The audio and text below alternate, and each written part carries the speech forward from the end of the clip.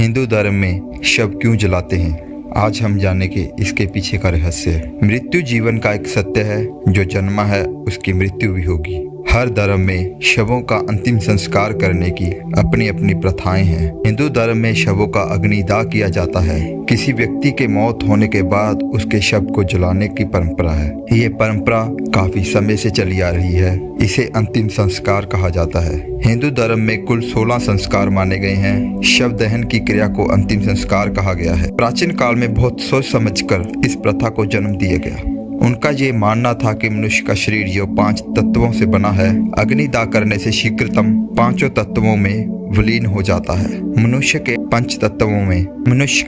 पंच तत्वों का प्रकृति के विलय होना प्रकृति के संतुलन को बनाए रखने में सहायक होता है। दूसरा एक कारण ये भी है कि अग्निदाह से मृतक शरीर के घातक जीवाणु जलकर नष्ट हो जाते हैं और इसी प्रकार वातावरण शुद्ध रहता है। एक और कारण ये भी है कि अग्निदाह के लिए शव को अलग से जमीन की जरूरत भी नहीं होती।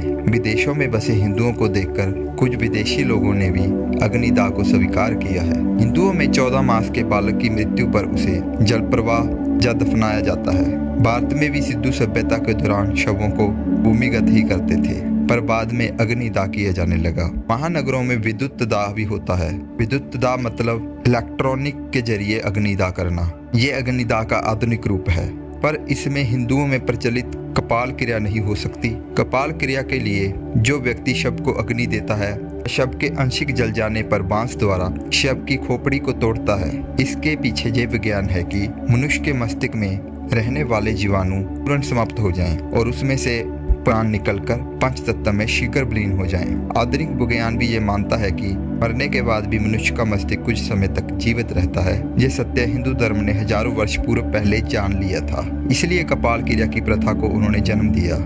लेकिन धर्म की ये बारीकी शमशान घाट पर क्रिया करने वाले सभी लोग भी नहीं जानते, जिसके परिणाम स्वरूप हम इन सब बातों को व्यर्थ की बात मानते हैं, क्योंकि हम इन सब बातों के पीछे के विज्ञान को नहीं जानते हैं। जीवन की अंतिम यात्रा से जुड़ा कुछ और सनातन बातें भी ध्यान देने योग्य हैं। शमशान के अपवाद संत, पवित्र पुरुष और बच्चे हैं, क्योंकि संत को शरीर से उच्च स्तर की टुकड़ी प्राप्त करनी होती है, इसलिए उन्हें दाह संस्कार करने की आवश्यकता नहीं होती है। उन्हें कमल की स्थिति में दफनाया जाता है। मृत व्यक्ति के मुख में स्वर्ण तथा पंचरत्न डालने का भी विधान है। इससे व्यक्ति को उसके पापों कर्मों से मुक्ति मिलने की मान्यता है। फिर पुत्र या पौत्र द्वारा मरे हुए व्यक्ति को कंधा दिया जाता है। कंधा देने की प्रक्रिया में कुछ लोग भी शामिल होते हैं।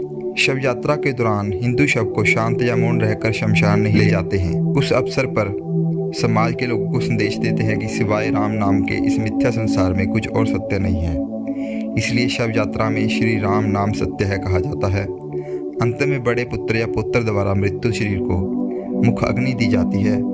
सनातन धर्म इस प्रकार मृत्यु में भी जीवन को संदेश देता है। अगर आपको हमारी वीडियो अच्छी लगे तो कृपया इसको लाइक, कमेंट और शेयर करें और हमारे चैनल को सब्सक्राइब करें।